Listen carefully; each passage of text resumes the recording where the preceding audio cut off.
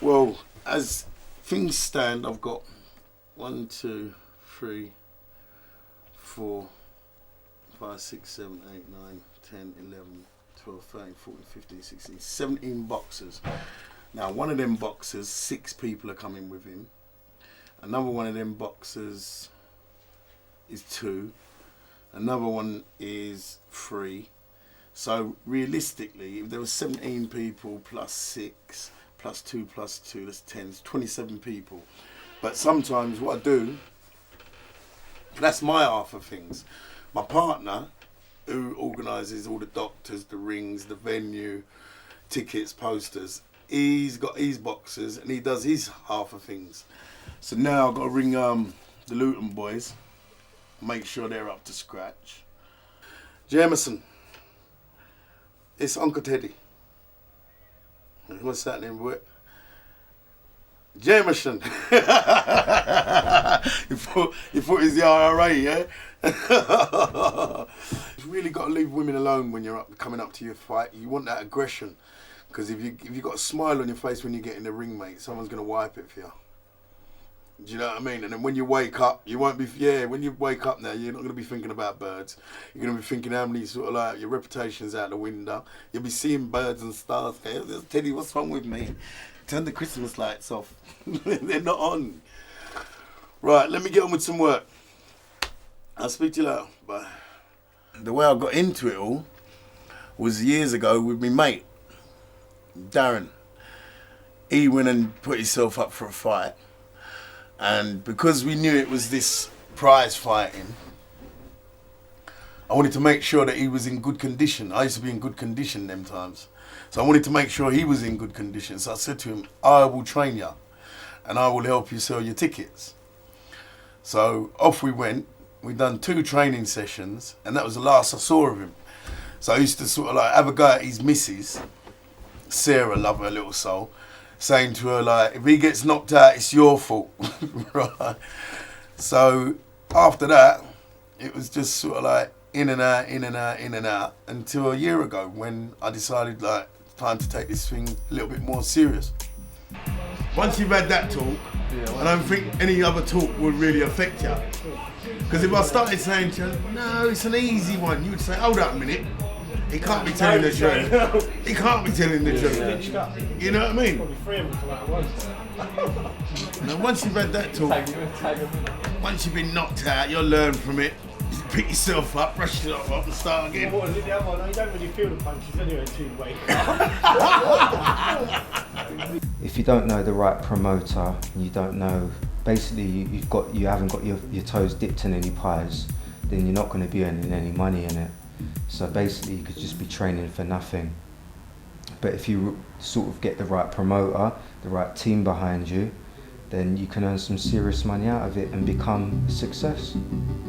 A lot of the boys, when we used to first come and sit down in here, they never had nothing better doing, just arguing and fighting amongst themselves. Now, we encourage them, if you've got an argument, bring it to the table. If you've got beef, bring it to the table. Sort it out, basically, you know? Instead of talking about who can do and who can't do, you got beef, bring it to the table. And then we resolve it that way, and then everyone have a little bit of respect for each other, just a little bit. Yeah, I think it's the original unlicensed venue, you know.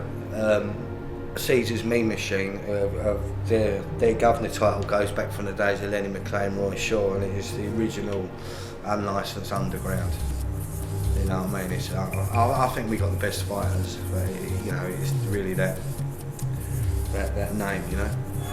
And ladies and gentlemen, in the blue corner from Stoten, the Wilby! 22 round, passes to the centre.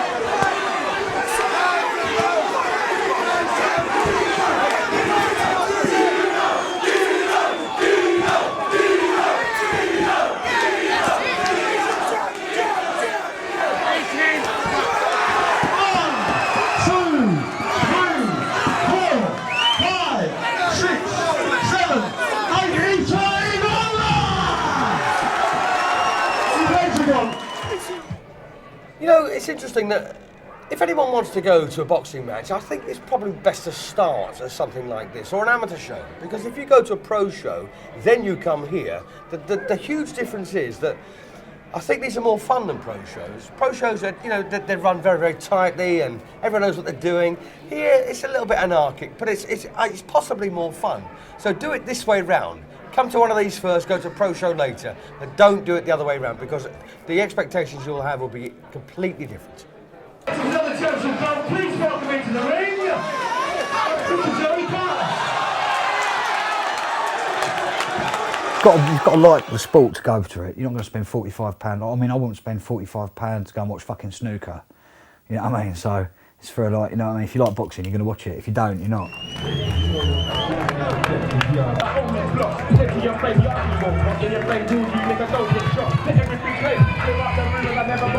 Nobody touch me, nobody want me, nobody cut me, you might hear. That's what I deal with. Thank you, Giles, and across the ring, ladies and gentlemen, please give a big warm welcome to, from Brixton, Alan Kitson. My name is Alan David Kitson, nickname KO Kitson, KO Mean Machines Kitson. And I'm from Brixton, South West Line.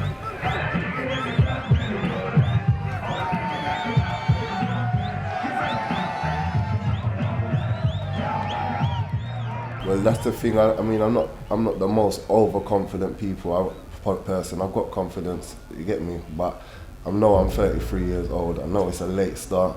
You get me? All I can do is give what I can give, and I know that. I know who I am, the personality I've got. You get me? I know I'm a pretty good boxer. I've trained for a long time. I've got a bit of experience, and I enjoy it, and I love it. That's it.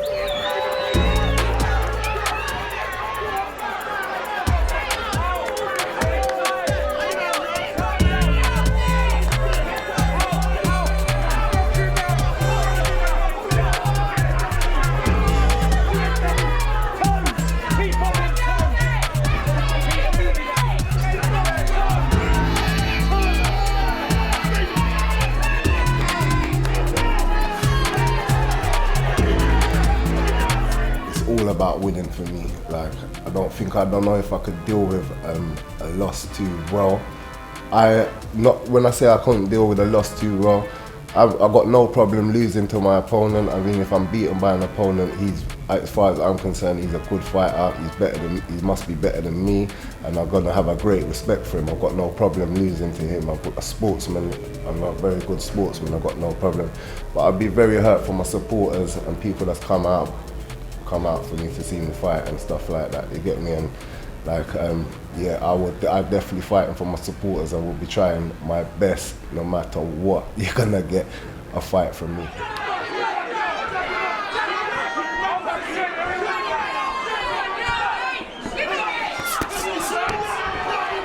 A lot of the boys, as I said, they come off of the street. Rather than stab each other up or shoot each other, if you've got a problem, isn't it a better place to do it? In the ring, in front of 800 people, and may the best man win and take the prize. You know, and you know, everyone's fighting against knife crime. No one wants to see anyone get stabbed up. It's not really a fair way of doing something. So ultimately, yeah, I think most people would prefer to come and watch two people who are having an argument or a dispute get in the ring and resolve it with a pair of gloves and the safety net of doctors, ambulances and a ref. So yeah, ultimately I would prefer to watch it that way as well, rather than someone getting shot or stabbed, because it's a waste of time. Before I started boxing, I was like a very aggressive person, loud, shouting at people, fighting. Just basically when I'm going out clubbing, I just wanted to get in the fight or whatever. But now I've started boxing and that, I've learned to calm down, and it's not worth fighting people in the street or whatever. Just take the anger into the ring. If I stayed on focus, I think I'll be in prison. Well, sad to say, probably dead. Just the worst, really, like the worst things that can happen, really. Yeah. I'll be probably selling drugs or robbing like a lot of my friends in Brixton, like my mates I grew up with, you get me? Or just, yeah, being or in jail, probably. Not everyone can see it's a good thing. Like, take for instance, I got this 16, he was 16 at the time, his name was Troy, and he had a lot of potential. He was really good, well versatile, he was a kickboxer and he was a boxer, he just wanted a chance. He comes from a background of like fostering, and he's seen a lot of heroin use, and he was a thieving and using drugs himself. And me and Joe got him away from that side of the life into boxing, and he was fighted on a couple of shows, and the police come to the show, said he's in foster care, he's 16 years old, blah, blah, blah, blah, he's not to be fighting on the show. So the police have basically cut off that avenue where he could have a good life and something good, you know what I mean, sports and and they've sent him back to the avenue of nicking cars and blah, blah, blah. But anyway, that was about a year or something ago. He's old enough now and he's going to be fighting on the next show, and he's one to watch for, he's going to be good. Got into unlicensed boxing. It was quite funny actually. My clutch went in my car, and basically I needed to find a way to pay for it. Seen a few fights, went down to Stoten and basically got involved from there. They asked whether anyone wants to take part, and you know, I took part.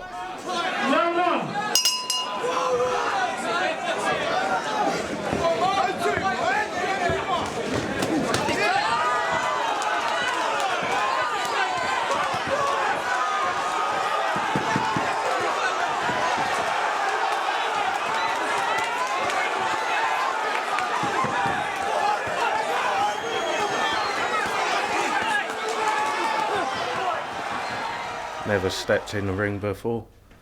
Thought I'll give it a go. Yeah, good nights actually. It's you know, something I've wanted to get involved in. I could never be a pro, but you know, it gave me the opportunity to do it. You want to go to the next best thing. Some people take up amateur, some people want to make money. To be honest, I like to make a bit of money and have a bit of fun at the same time.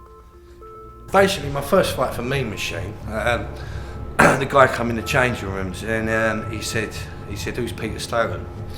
I said, I am. And he said, oh, I'm not fighting you. And this was at 5 to 7, just as I'd sold thousands of pounds worth of tickets. Everyone was coming in, so I was gutted, I was sick. So my brother's come in and he said, right, I'll box you. You know, if I get paid, I'll box you. He had his kits and his shawl. I mean, he's a very good boxer, we come from a fighting family. And he took his kit off, got in the ring, and we done a 3-round exhibition, and it brought the house down. And on that performance, Joe's offered me a title fight straight away, which I won, and then I won a second title. It just meant so much to me. It sort of give me a worth in life, you know. I'm really proud of them titles. I put a lot of work in. Now I'm going to be fighting for the heavyweight title. I'll have 3 different titles in 2 different weights. No one's ever done that, so I'm over the moon.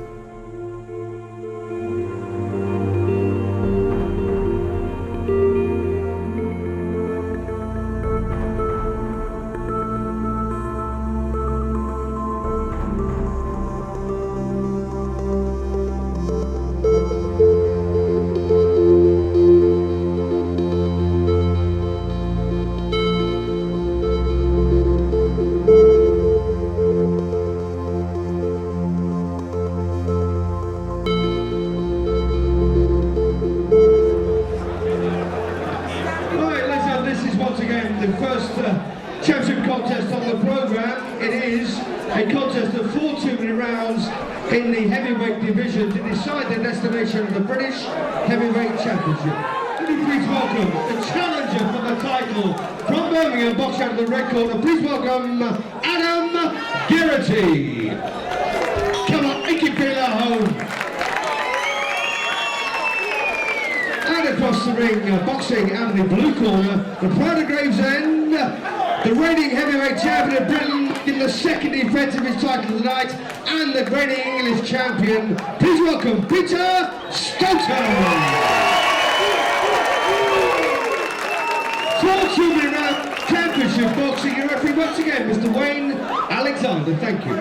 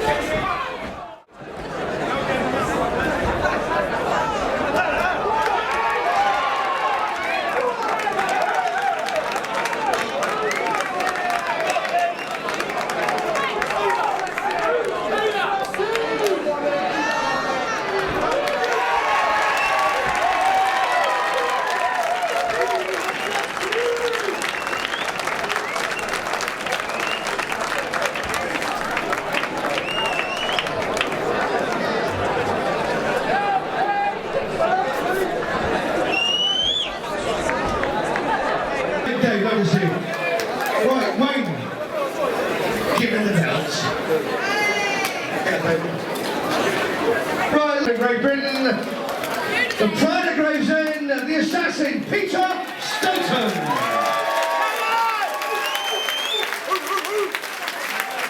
And please show your appreciation, decent boxer, Mark Garrity.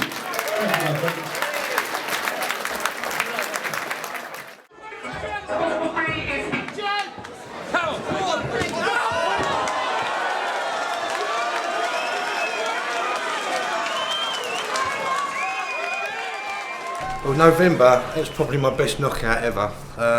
It was against Paul Hill. It was challenging for the British title in only my second fight. You know, I don't think anyone's ever done that. And that particular fight, I was just so focused. And I went out there, I hit him with two, he was a world champion kickboxer. I hit him with 2 body shots and then come out and threw probably the best right hand anyone's ever seen. It was voted the best knockout of the year. And I KO'd him and it was just amazing. But you know, I put in about 8 weeks training for that. I must have spent £200-300 in professional trainers and it just lasted that quick. People say, was I bothered? No, I wasn't, you know.